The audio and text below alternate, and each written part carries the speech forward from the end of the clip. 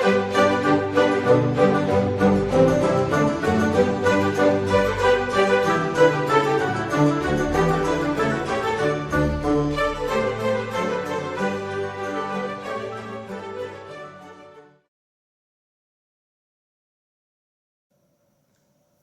teman-temanku semuanya, dimanapun Anda berada, bertemu lagi dengan saya Rina Solihin dalam channel Rina Menjawab.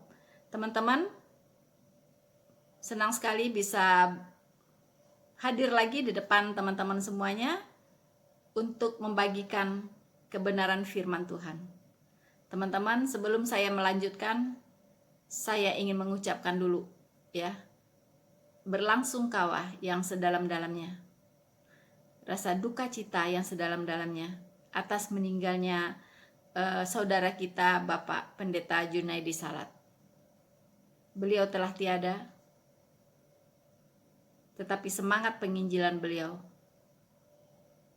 tetap hidup, teman-teman. Dan kita berharap keluarga yang ditinggalkan diberi kekuatan dan penghiburan oleh Tuhan. Wahyu 14 ayat 13 mengingatkan kita. Dan aku mendengar suara di sorga berkata, tuliskanlah, berbahagialah orang-orang yang mati di dalam Tuhan. Sejak sekarang ini, sungguh, kata Roh, supaya mereka boleh beristirahat dari jerih lelah mereka, karena segala perbuatan mereka menyertai mereka. Sampai bertemu di gerbang timur, Bapak Pendeta Junaidi Salat. Teman-teman, manusia ini sudah ditakdirkan untuk datang dan pergi. Ada yang lahir, ada yang meninggal. Pertanyaannya, untuk apa Anda dilahirkan? Karena Tuhan berkata tentang Yudas Iskariot yang mengkhianati Tuhan Yesus, yang melakukan kejahatan terhadap Tuhan. Tuhan berkata, lebih baik dia tidak dilahirkan.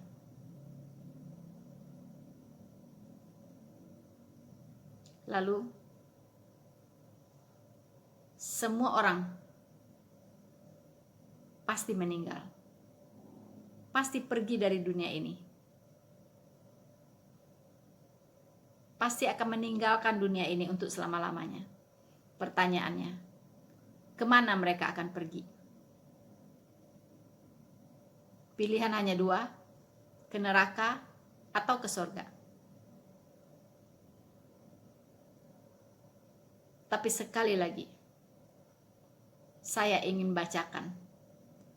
Dan aku mendengar suara dari sorga berkata, tuliskan, berbahagialah orang-orang mati yang mati di dalam Tuhan. Sejak sekarang ini sungguh, kata Roh, supaya mereka boleh beristirahat dari jerih lelah mereka, karena segala perbuatan mereka menyertai mereka. Kematian itu bagi orang yang percaya sungguh indah.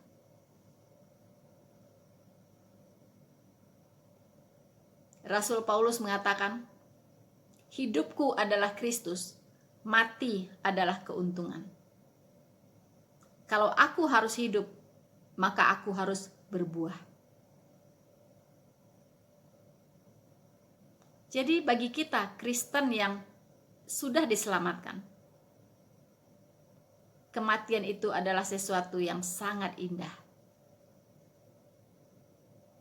Karena kematian bagi kita adalah pintu menuju sorga.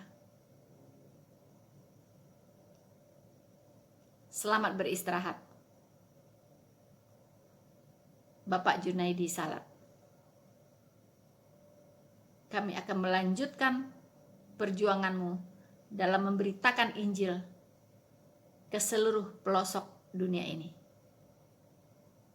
Sampai bertemu di gerbang timur. Maranatha. Teman-temanku semuanya, kali ini saya akan kembali menanggapi sebuah video dari seorang ustadz yang bernama Fadil Taslim. Ya. Beliau mengatakan bahwa Yesus hanyalah hamba, bukan Tuhan. Yesus adalah hamba dan sampai mati pun tetap hamba. Teman-teman, serangan terhadap kekristenan dari mana-mana. Bukan hanya dari 1, 2, 3 orang. Tapi begitu banyak ya dari kelompok seberang yang doyan merembet-rembet atau nyerempet-nyerempet kebun tetangga. Saya tadinya berharap beliau ini membahas tentang agamanya, tentang kitabnya, tentang Isa yang ada di kitabnya. Kesini ternyata nyerempet teman-teman. Ya, lagi-lagi merambat-rambat, nyerempet sampai kepada Yesus Kristus, sampai kepada apa yang tertulis di dalam Alkitab. Ini, ya. Jadi mereka tidak bisa memilah mana wilayah saya, mana wilayah orang lain. Ya. Jadi istilah lakum dinukum waliyadin itu bullshit.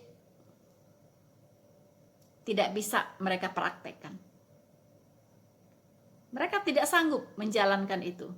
Ya, agamamu, agamaku. Cuman lip service, omong kosong.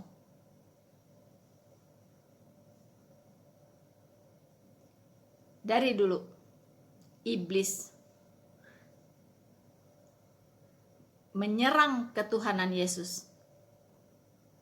Tujuannya adalah menyerang doktrin keselamatan. Di dalam kekristenan kita mengenal 3 doktrin besar, doktrin utama, yaitu doktrin keselamatan, doktrin Alkitab, dan doktrin gereja. Dari ketiga doktrin ini, yang gencar dihajar oleh iblis, diserang oleh iblis, yaitu doktrin keselamatan. Mengapa? Karena iblis tidak mau ada seorang pun yang selamat. Iblis tidak mau seorang pun masuk surga. Kalau bisa, semua manusia di bumi ini ikut dia ke neraka. Ketika ketuhanan Yesus dimahzulkan, maka iblis berharap doktrin keselamatan gugur. Jika Yesus bukanlah Tuhan, maka semua orang Kristen masuk neraka. Jadi, semua orang ingin diyakinkan oleh iblis bahwa Yesus bukan Tuhan. Jadi jangan percaya kepada Yesus, ya. Jangan menuhankan Yesus, jangan menyembah Yesus karena dia bukan Tuhan. Maka di situ yang diharapkan iblis adalah doktrin keselamatan gugur.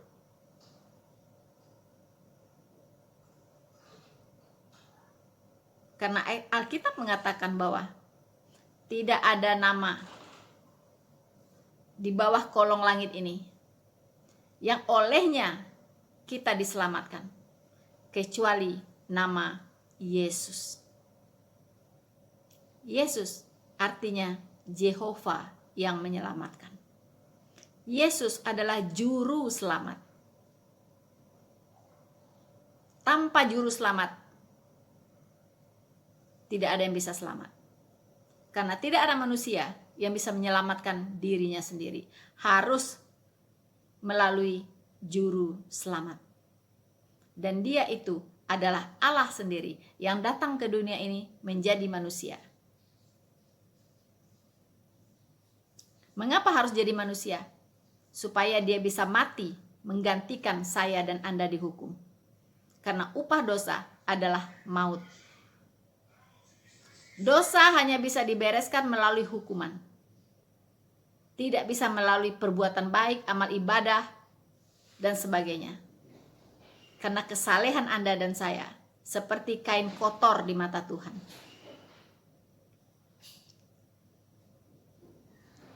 Semua orang bisa selamat hanya karena kasih anugerah Tuhan. Bukan hasil usahamu, bukan hasil pekerjaanmu, tapi adalah pemberian Allah.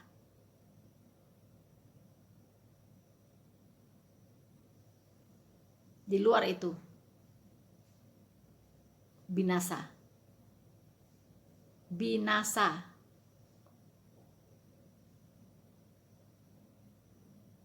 Ini yang diserang oleh iblis.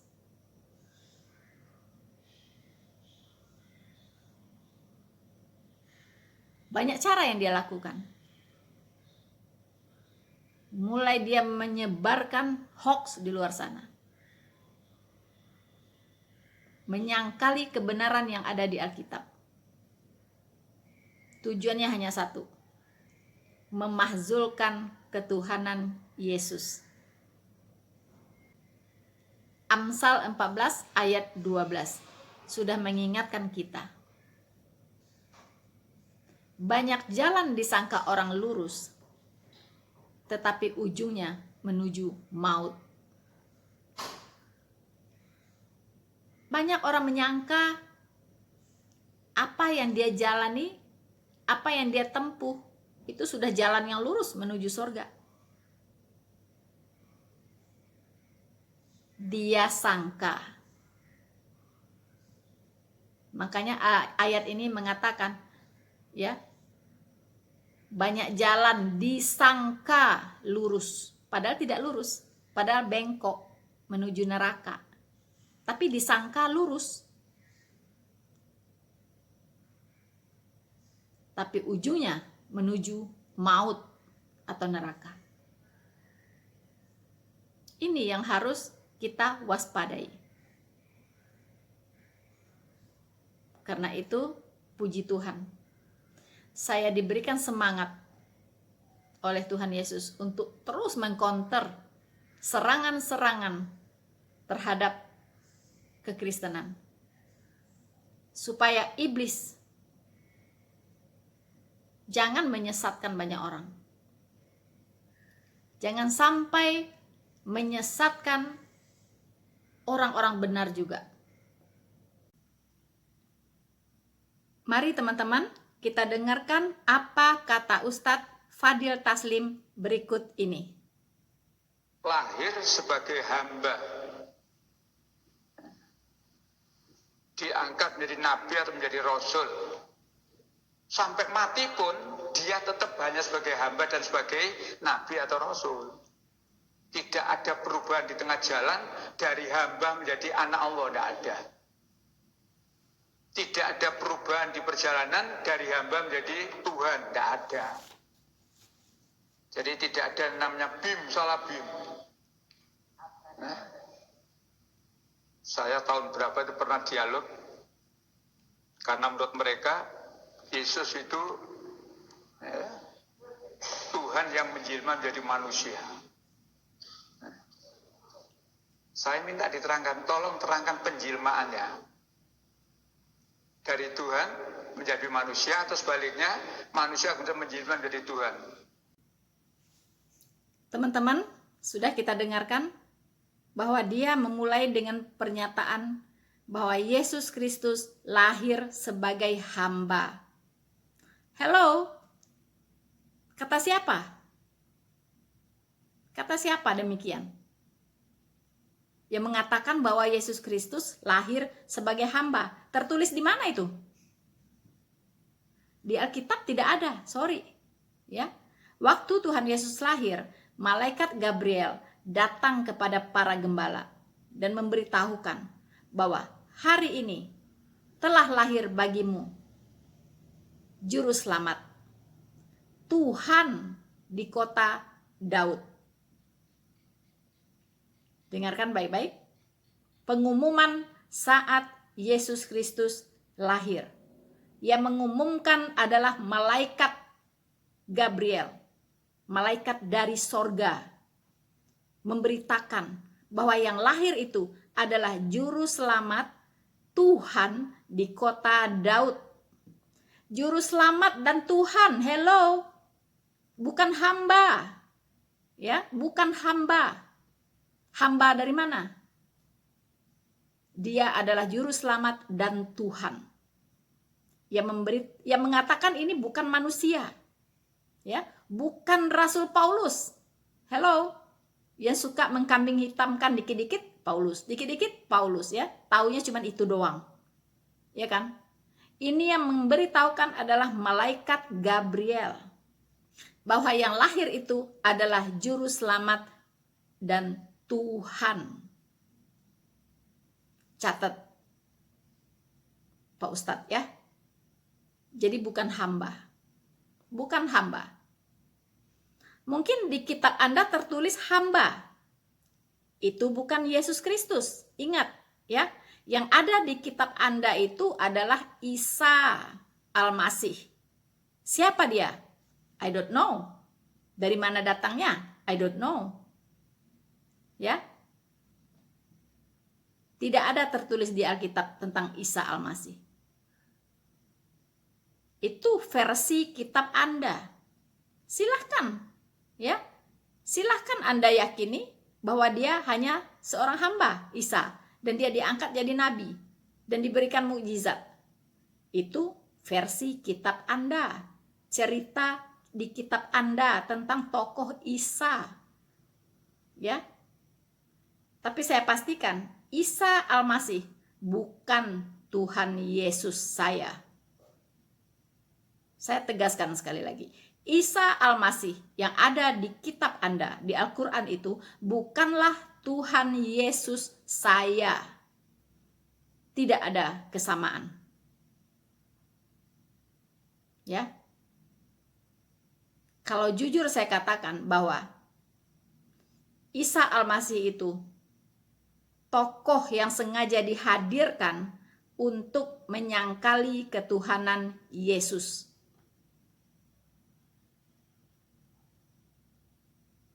Makanya sampai hari ini selalu jadi perdebatan.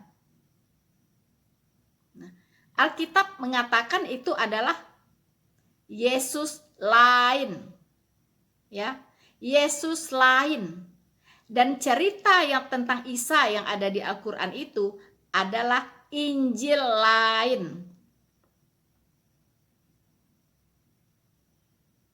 Dan Alkitab sudah mengingatkan itu jauh-jauh hari sebelumnya. Bukan saya yang mengatakannya, tetapi firman Tuhan yang ada di Alkitab sudah mengatakannya. Baiklah, saya akan bacakan untuk Anda.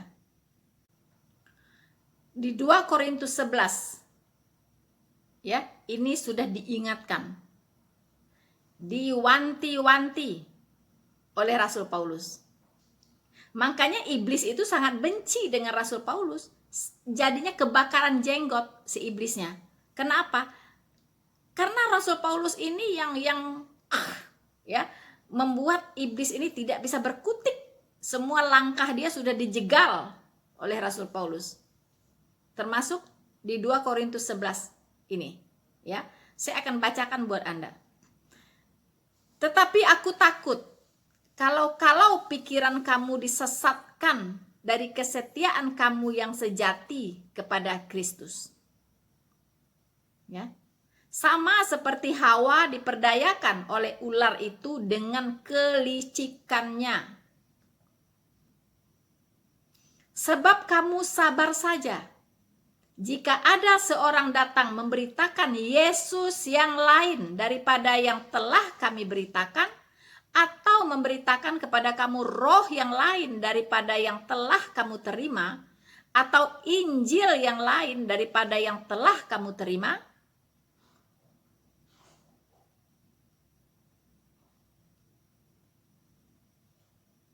Yes. Semua sudah diberitahukan, ya. Sabar saja. Ya, sabar saja. Kalau ada orang yang memberitakan Yesus lain, Injil lain, dan roh lain selain yang diberitakan oleh para rasul, ya, yang berbeda dari yang diberitakan oleh para rasul, sabar saja. Ya, sabar saja. Tapi orang-orang yang tidak memahami firman Tuhan dengan benar, tidak mengenal Yesus Kristus dengan benar, akhirnya bisa disesatkan. Mereka memilih percaya kepada Injil lain, memilih percaya kepada Yesus lain yang sebenarnya bukan Yesus, Injil lain yang sebenarnya bukan Injil, dan roh lain, yaitu roh iblis. Dan mereka dipakai oleh iblis luar biasa ketika mereka disesatkan dari kesetiaannya yang sejati kepada Kristus. Bahkan di luar sana mereka kuar-kuar memberitakan Yesus yang lain, memberitakan Injil yang lain, memberitakan roh yang lain. Itu yang terjadi dengan para mu'alaf. Karena mereka tidak mengenal Yesus Kristus dengan benar. Tadi Ustadz Fadil Taslim mengatakan bahwa Yesus Kristus itu hanyalah hamba, lahir sebagai hamba dan sampai mati pun jadi hamba. Ya, sampai mati pun masih tetap sebagai hamba. Hello. Anda tidak mengerti kitab suci. Ya, Anda tidak mengerti kebenaran. Catat, di saat Tuhan Yesus lahir, malaikat turun dari sorga, yaitu Gabriel, mendatangi para gembala di padang dan memberitakan hal yang sangat mengembirakan, yaitu hari ini telah lahir bagimu Juru Selamat Tuhan di kota Daud. Siapa? Juru Selamat Tuhan di kota Daud. Malaikat Gabriel tidak mengatakan hari ini telah lahir bagimu hamba Allah di kota Daud. No, ya. Dia tidak mengatakan yang lahir itu, Yesus Kristus itu adalah hamba Allah. Apalagi hamba Allah, gak ada hubungannya dengan Allah. Ya. Malaikat Gabriel mengatakan yang lahir itu adalah Juru Selamat Tuhan, ya, di kota Daud. Jadi dari mana Anda mengatakan bahwa Yesus Kristus adalah dilahirkan sebagai hamba? Sorry, Anda sudah memfitnah Tuhan Yesus. Anda sudah menyebarkan berita hoax, the biggest hoax in the world. Ya, orang yang cerdas, orang yang punya akal sehat dan punya wise, ya, dan berhikmat, itu pasti lebih pilih percaya kepada malaikat yang turun dari sorga ketimbang percaya kepada seorang Ustadz Fadil. Mana yang lebih? Kalau saya pilih percaya malaikat, ya, daripada seorang Ustadz Fadil Taslim. Ya. Makanya Alkitab sudah mewanti-wanti ya, kalau ada seseorang memberitakan Yesus yang berbeda atau Injil yang berbeda daripada yang diberitakan oleh para rasul, terkutuklah dia. Anda ini ya termasuk, karena Anda memberitakan Yesus yang lain, Injil yang lain. Kata Alkitab, terkutuklah dia. Saya akan bacakan Galatia 1 ayat 8 sampai 9. Tetapi sekalipun kami atau seorang malaikat dari sorga yang memberitakan kepada kamu suatu Injil yang berbeda dengan Injil yang telah kami beritakan kepadamu, terkutuklah dia. Seperti yang telah kami katakan dahulu, sekarang kukatakan sekali lagi. Jikalau ada orang yang memberitakan kepadamu satu Injil yang berbeda dengan apa yang telah kamu terima, terkutuklah dia. Terkutuklah. Teman-teman, mari kita dengarkan apa kata Ustadz Fadil Taslim berikut ini. Menurut Alkitab, yang lahir ini anak Allah, dan bahkan Tuhan menjadikan dia, Allah menjadikan dia sebagai Tuhan. Gimana? Allah menjadikan dia sebagai Tuhan. Nanti ayatnya silakan Bu, saya bukakan nanti. Ini yang kadang-kadang kita nggak pernah tahu. Jadi siapa yang lahir itu? Kalau menurut Al-Quran, yang dilahirkan oleh Maryam itu adalah hamba, manusia biasa, seperti saya dan penjaringan ini.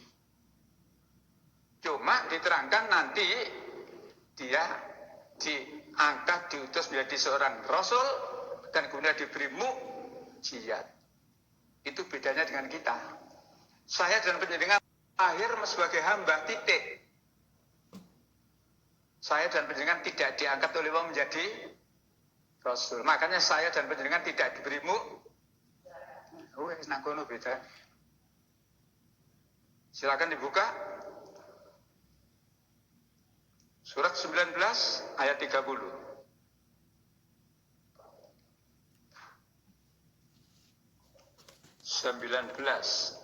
Ayat 30.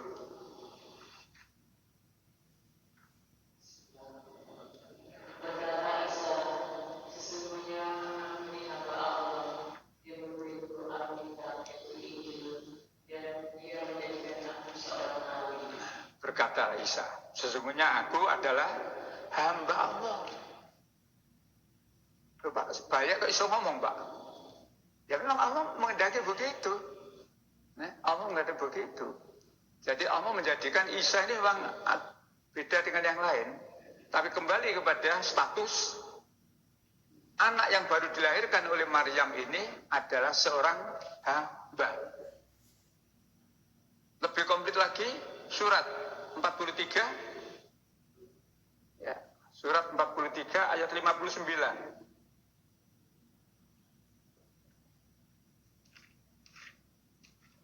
Surat 43 ayat 59. In huwa illa abdun. Ya, monggo. Ya,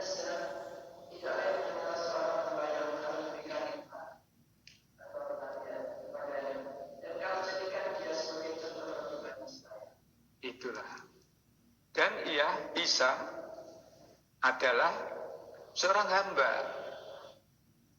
Jadi Isa itu adalah seorang hamba, manusia biasa, seperti saya dan penjaringan ini, ya kan? Tapi kemudian, ya kan? Allah memberi karunia, artinya mengangkat dia sebagai nabi, mengangkat dia sebagai rasul, utusannya. Untuk siapa? Bani Israel.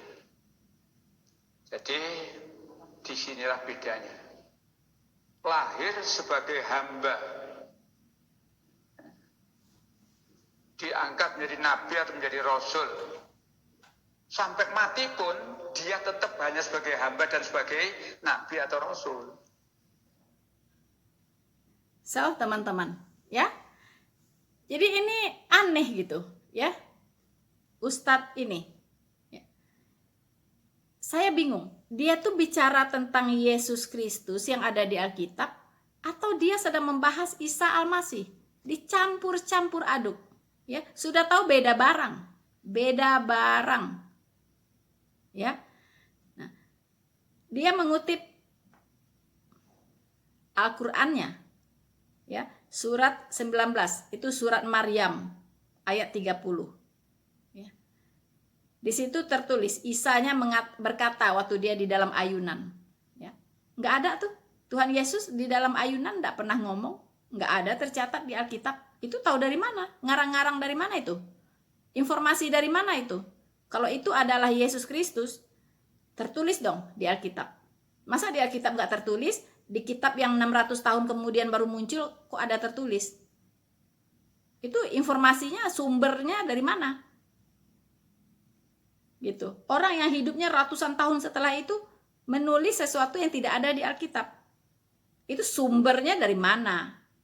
Itu pertanyaannya ya. Nah, jadi si Isa ini ngomong dari dalam ayunan, ya. Sesungguhnya aku adalah hamba Allah, ya. Nah, di situ, ya. Dia memberikan aku satu kitab Injil dan dia mengangkat aku sebagai nabi, ya kan? Katanya menjadikan aku seorang nabi untuk Bani Israel. Itu tidak ada tertulis di Alkitab. Tuhan Yesus tidak pernah ngomong seperti itu, dan Tuhan Yesus tidak pernah bicara waktu jadi masih bayi, tidak ada. Ya, jadi jangan dicampur aduk antara kucing dengan tikus. Ya, kucing-kucing, tikus-tikus gitu. Ya, jangan dicampur aduk. Jadi liar jadinya, ya. Jadi bingung sendiri gitu. Jadi yang mengatakan bahwa Yesus Kristus adalah hamba, itu dia ngutipnya dari kitabnya sendiri gitu kan, aneh. Sementara di Alkitab sendiri sudah meneguhkan bahwa Yesus Kristus itu adalah Tuhan. Itu disaksikan ya oleh malaikat sendiri, oleh nubuatan nabi-nabi di Perjanjian Lama, ya, diteguhkan lagi oleh para rasul sebagai saksi mata, saksi hidup. Begitu. Masa setelah itu 600-an tahun setelahnya keluar versi baru gitu.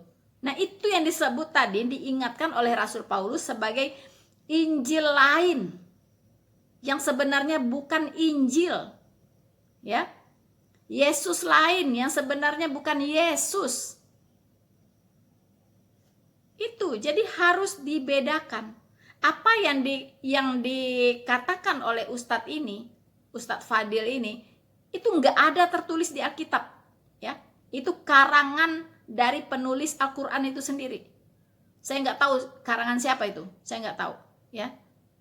Kalau memang menginduknya ke Alkitab, itu harus sama ceritanya.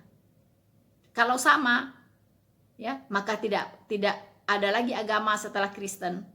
Karena Yesus adalah Tuhan, ya, dan rasul terakhir itu hanya dari bangsa Israel. Nggak ada rasul lagi, nggak ada nabi lagi setelah kitab Wahyu 22 ayat 21. Finish. Ya. Jadi please ya, jangan dicampur aduk, pusing yang dengerinnya juga. Ya. Nah, di Galatia 1 kembali diingatkan bahwa hanya ada satu Injil, tidak ada dua Injil. Apa artinya Injil? Injil artinya kabar baik, ya, kabar baik tentang Yesus Kristus dan misi penyelamatannya, ya, misi penyelamatannya yaitu penebusan dosa bagi seluruh umat manusia. Siapa yang percaya kepadanya diselamatkan. Siapa yang tidak percaya akan dihukum. Itulah Injil. Ya. Nah, diingatkan lagi, hanya ada satu Injil. Ya. Saya akan bacakan. Aku heran bahwa kamu begitu lekas berbalik daripada Dia yang oleh kasih karunia Kristus telah memanggil kamu dan mengikuti suatu Injil lain yang sebenarnya bukan Injil. Hanya ada orang yang mengacaukan kamu dan yang bermaksud untuk memutarbalikkan Injil Kristus. Tetapi sekalipun kami atau seorang malaikat dari sorga yang memberitakan kepada kamu suatu Injil yang berbeda dengan Injil yang telah kami beritakan kepadamu, terkutuklah dia. Seperti yang telah kami katakan dahulu, sekarang kukatakan sekali lagi, jikalau ada orang yang memberitakan kepada kamu suatu Injil yang berbeda dengan apa yang telah kamu terima, terkutuklah dia. Jelas? Ya. Jadi apa yang dikatakan oleh Ustadz Fadil tadi itu adalah Injil lain yang sebenarnya bukan Injil. Ya. Karena Injil itu adalah membawa berita tentang anugerah Tuhan. Ya. Kita diselamatkan oleh anugerah Tuhan, bukan hasil usaha kita sendiri, bukan hasil pekerjaan kita sendiri, tapi adalah pemberian Allah. Ya. Kita hanya butuh percaya, ya, percaya dan mengimani, ya, dan mengaminkan bahwa Allah sudah datang sebagai manusia dan mati di kayu salib untuk menggantikan kita dihukum, dan sekarang kita hidup bagi Dia. Itu Injil. Jadi kapanpun saya mati, pasti masuk surga. Kenapa? Karena Tuhan Yesus sudah menggantikan hukuman atas dosa-dosa saya di kayu salib. Ya. Saya yang berdosa sudah ikut disalibkan bersama-sama dengan Tuhan Yesus. Dan saya yang sekarang adalah saya yang dilahirkan kembali secara rohani, secara roh. Hidupku bukan aku lagi, tetapi Kristus yang hidup di dalam aku. Karena aku yang berdosa itu sudah disalibkan bersama-sama dengan Tuhan Yesus. Jadi, kapanpun aku mati, pasti masuk surga. Itu jaminannya. Ya. Jaminannya adalah Roh Kudus yang dimeteraikan di hatiku di saat aku percaya dan menerima Dia sebagai Tuhan dan Juru Selamatku. Saat itu, Roh Kudus dimateraikan di hatiku sebagai jaminan keselamatan itu. Itulah Injil. Kalau Anda, ya, masuk surga karena hasil usaha Anda sendiri, jungkir balik mengumpulkan pahala, itu bukan Injil. Itu bukan Injil. Ya, jadi tidak ada Injil di dalam kitab Al-Qur'an, maaf, ya, tidak ada Injil di situ. Pahami dulu apa artinya Injil. Ya, karena ada yang mengatakan Injil itu yang ada di Al-Qur'an katanya. Bukan yang ada di Alkitab. Itu kayaknya sudah kurang ini ya. Antenanya patah kayaknya. Ya, dia tidak mengerti apa arti kata Injil. Makanya tidak salah. Tuhan memberikan ilham kepada Rasul Paulus untuk menuliskan ini. Ya, karena Tuhan itu Maha tahu. Dia sudah tahu bahwa ratusan tahun kemudian akan muncul Injil lain. Ya. Dan Yesus lain. Dan hari ini semakin banyak Yesus lain. Bahkan orang sampai tidak bisa membedakan Yesus lain dengan Yesus yang ada di Alkitab. Itu. Teman-teman. Ya, jadi hati-hati ya. Yang diberitakan oleh Ustadz ini adalah Injil lain, Yesus lain. Bukan saya yang mengatakannya, tapi Alkitab sudah mengatakan itu jauh sebelum itu. jauh sebelum Yesus lain dan Injil lain itu muncul. Sekarang mari kita dengarkan lagi apa kata Ustadz Fadil. Untuk menunjukkan kemahakuasaannya Allah, maka Allah beritahu, sesungguhnya penciptaan Isa itu adalah sama, adalah seperti penciptaan Adam. Artinya apa? Kamu tidak usah heran. Adam diciptakan dengan cara seperti itu, Isa diciptakan dengan cara seperti itu, dua-duanya adalah menunjukkan Allah itu maha kuasa. Kamu tidak usah terheran-heran. Jadi orang Islam baca satu ayat itu saja sudah beres. Apa yang pernah dipesankan oleh Pak Harmoko waktu menjadi Menteri Penerangan dulu. Jangan kamu terkena penyakit hiranisasi. Gampang terheran-heran, tidak akan terheran kita. Kenapa? Ayat jelas. Surat 3, 59. Nah, supaya kita tahu, ini loh Quran. Nah, supaya kita tidak terjerumus. Nah, supaya tidak terheran-heran lalu salah di dalam meyakini atau memahami. 3:59. Allah. Jadi penciptaan Isa di sisi Allah itu seperti Allah menciptakan Adam. Adam diciptakan dari tanah dan Allah sudah berkata kun fayakun. Tidak ada yang mustahil bagi Allah. Walaupun dari tanah Allah katakan jadilah kamu manusia, jadi. Walaupun perawan tidak pernah disentuh oleh laki-laki, kalau Allah mengatakan hamil, hamil. Teman-teman, lucu ya. Ustadz Fadil berdasarkan firman yang ada di kitabnya, ya, dia kutip di surat 3 ayat 59. Ya. Surat 3 itu Ali Imran. Ayat 59 mengatakan bahwa penciptaan Isa itu sama dengan penciptaan Adam. Yaitu apa? Kun fayakun. Jadilah. Wow, itu. Kalau bicara penciptaan, tidak beda dengan Adam, harusnya Yesus Kristus juga diciptakan dari tanah. Bukan masalah kun fayakunnya. Bukan itu, ya. Kalau diklaim penciptaan Adam dan Isa itu sama, ya harusnya dari tanah juga gitu, baru sama, ya kan? Tapi nggak masalah gitu, ya.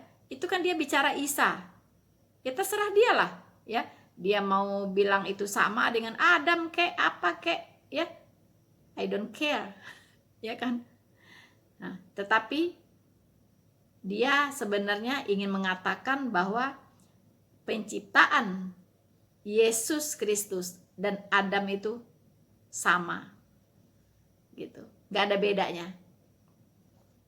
Dia lihat dari apa? Dari sisi ketidakmustahilannya, gitu, ya, ketidakmustahilannya, ya. Ini ngaco, ya, ngaconya luar biasa. Adam itu diciptakan dari debu tanah.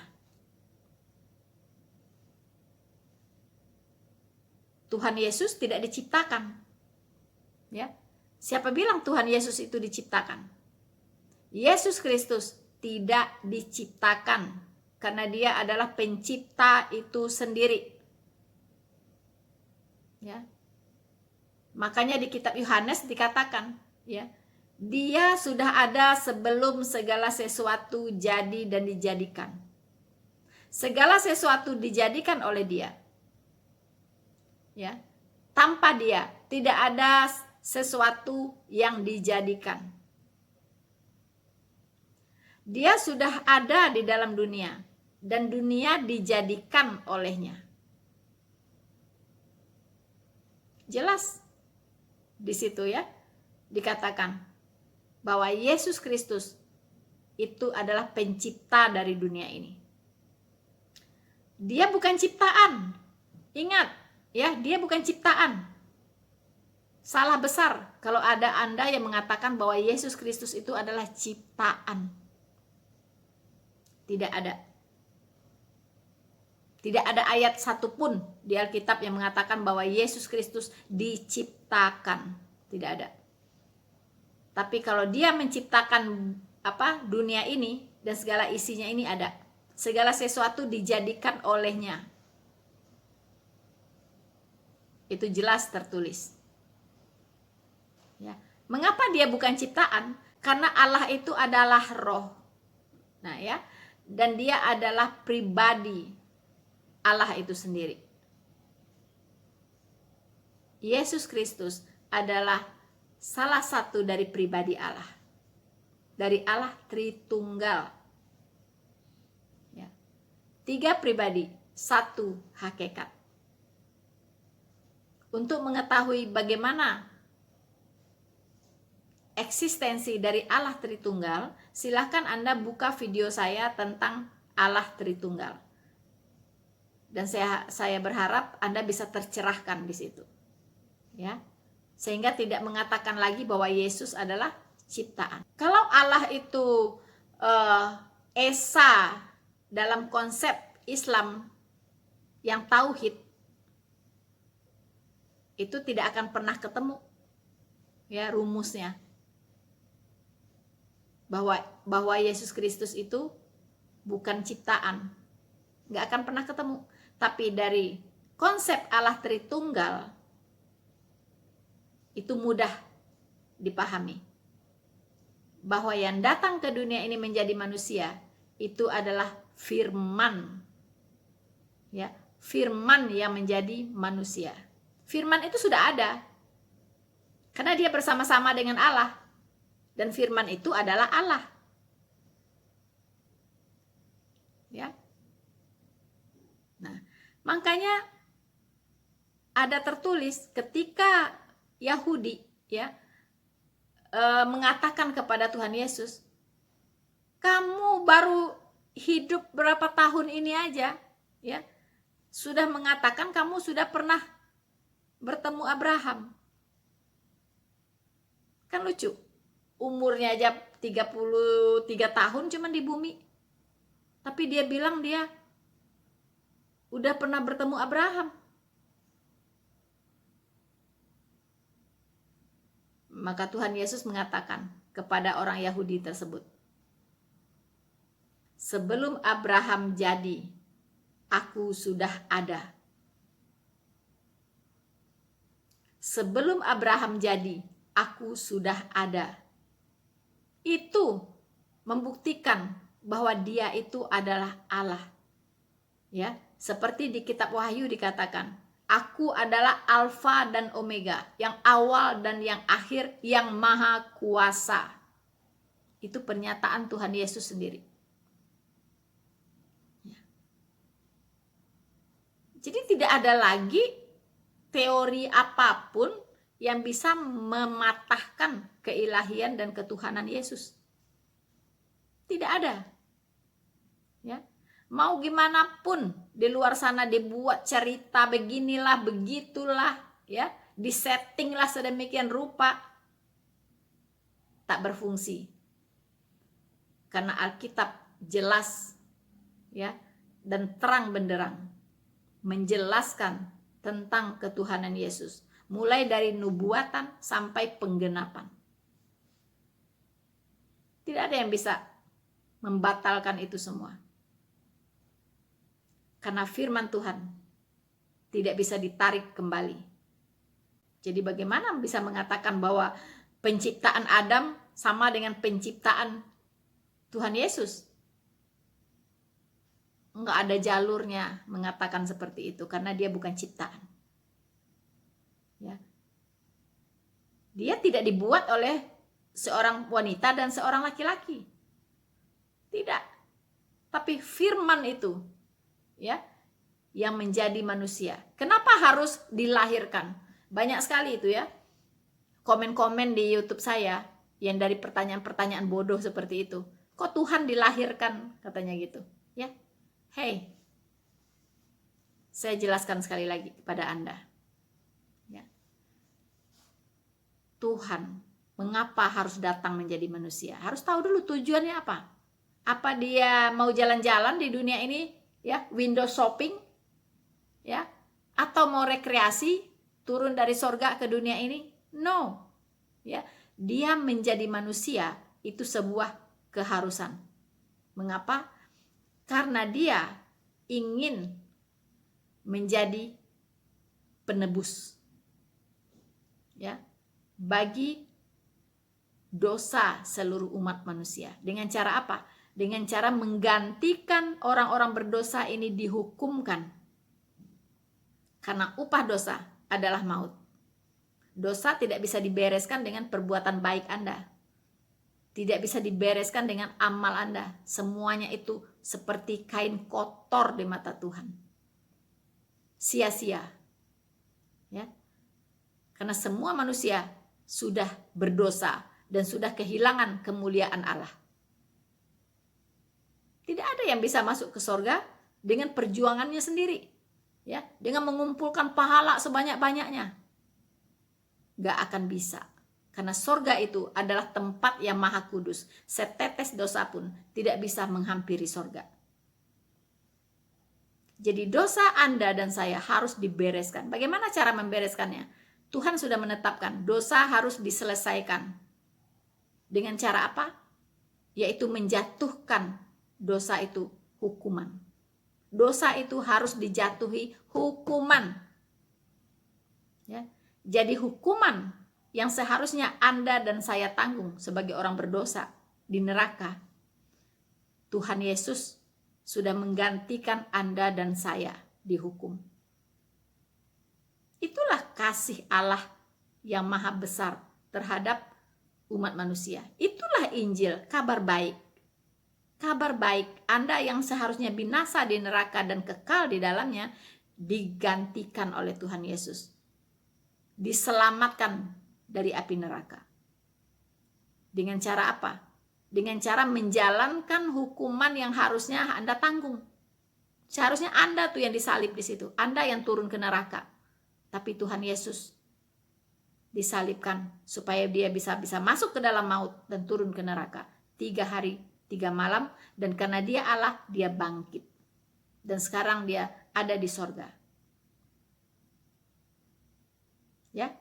Jadi kenapa dia harus jadi manusia? Supaya dia bisa menggantikan manusia ini dihukum. Kalau dia ingin menggantikan monyet, ya, dia pasti jadi monyet, ya. Dia ingin menggantikan burung, ya, dia jadi burung. Tapi karena dia ingin menggantikan manusia, makanya dia harus jadi manusia. Begitu logika sehatnya. Ya, jadi nalarnya harus dijalankan. Ya, bukan ujuk-ujuk tanpa tujuan dia jadi manusia. No.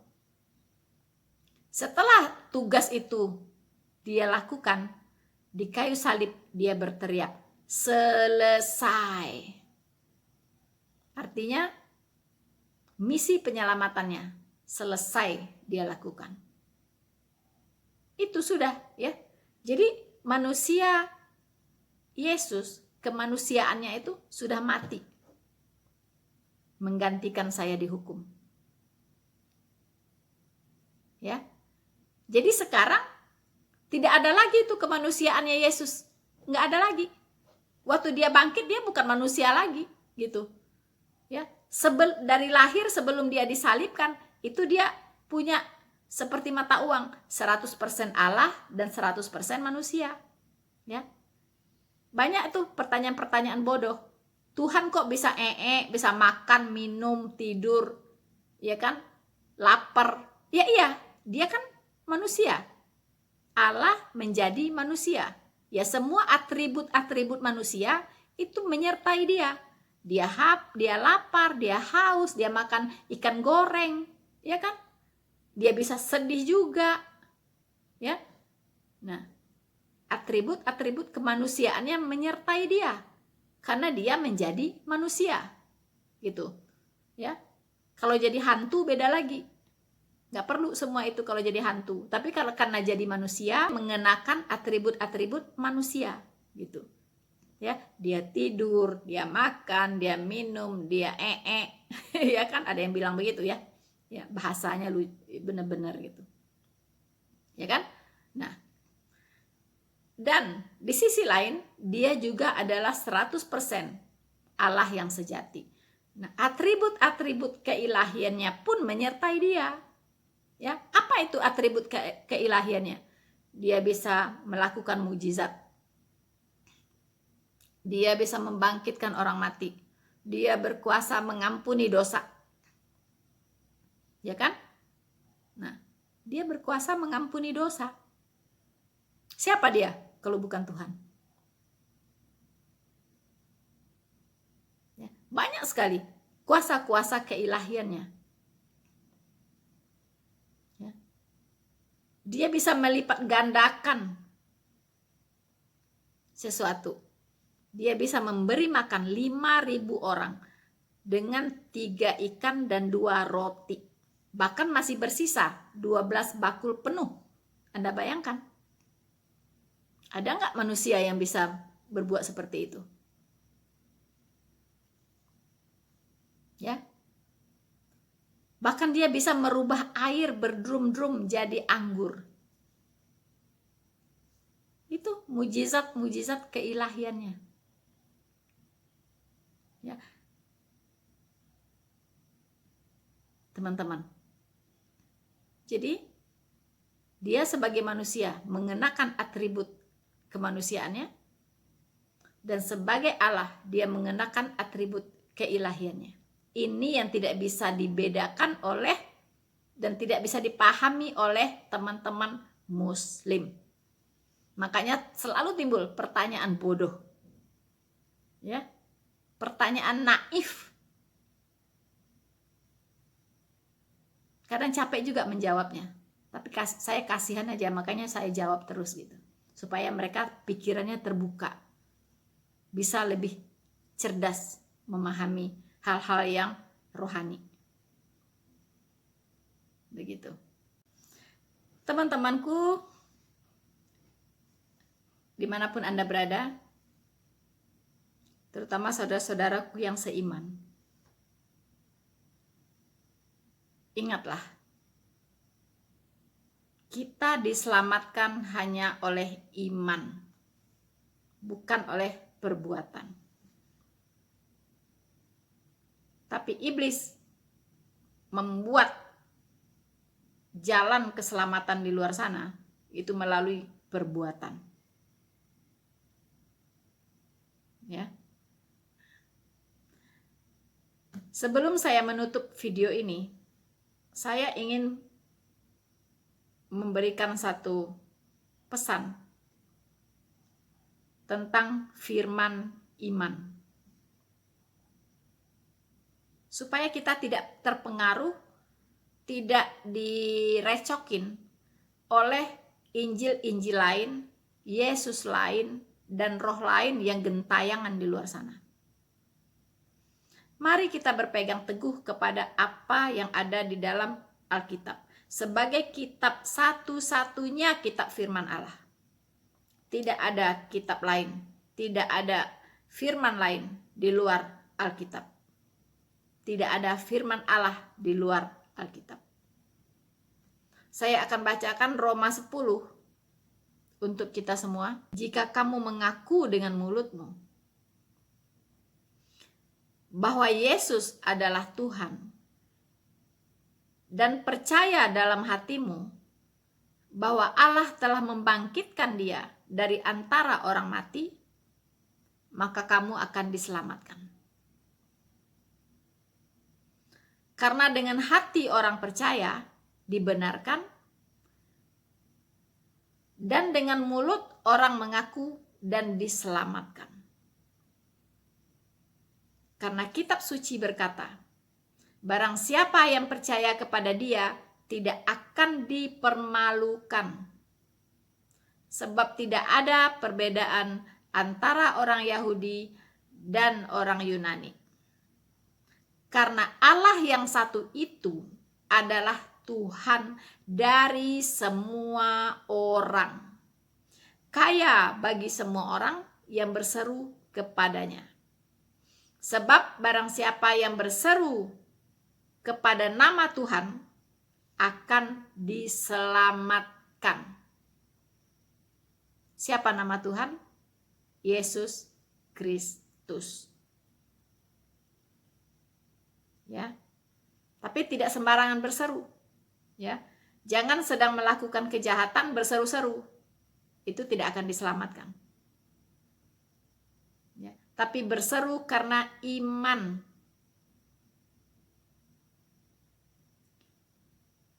Percaya. Ya, dengan hati. Mengaku dengan mulut bahwa Dia adalah Tuhan. Jelas? Malaikat pun mengatakan bahwa Yesus adalah Tuhan. Bahkan nubuatan Nabi Yesaya juga mengatakan bahwa Yesus itu adalah Tuhan.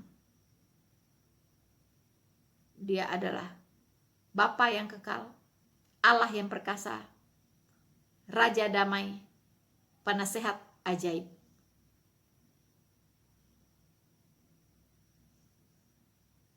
Jadi tidak ada Tuhan selain Yesus. Pastikan ini. Dan imani sampai kapanpun. Jangan bergeser dari iman yang benar kepada Tuhan Yesus. Yesus adalah Tuhan. Dulu, sekarang, sampai selama-lamanya. Malaikat, nabi, dan para rasul sudah bersaksi tentang itu. Finish. Tidak bisa lagi diganggu gugat. So, teman-teman, saya kira sekian dulu ya video saya kali ini, dan saya berharap dengan mengetahui kebenaran ini, dengan membahas firman Tuhan ini, iman kita semakin mantap di dalam Tuhan, tidak tergoyahkan. Dan saya bersyukur, saya berterima kasih kepada teman-temanku semuanya yang sudah begitu luar biasa mendukung channel Noverina Solihin sebagai channel penginjilan. Saya semakin bersemangat bersama Anda semua. Teman-teman semua adalah orang-orang yang luar biasa yang sudah membesarkan channel ini. Biarlah berita Injil keselamatan ini kita sebarluaskan ke seluruh dunia. Mari kita bekerja sama untuk kemuliaan Tuhan. Jangan lupa teman-teman untuk terus mendukung channel Noverina Solihin dengan cara like, subscribe, dan share video ini. Tuhan Yesus memberkati kita semua. Maranatha.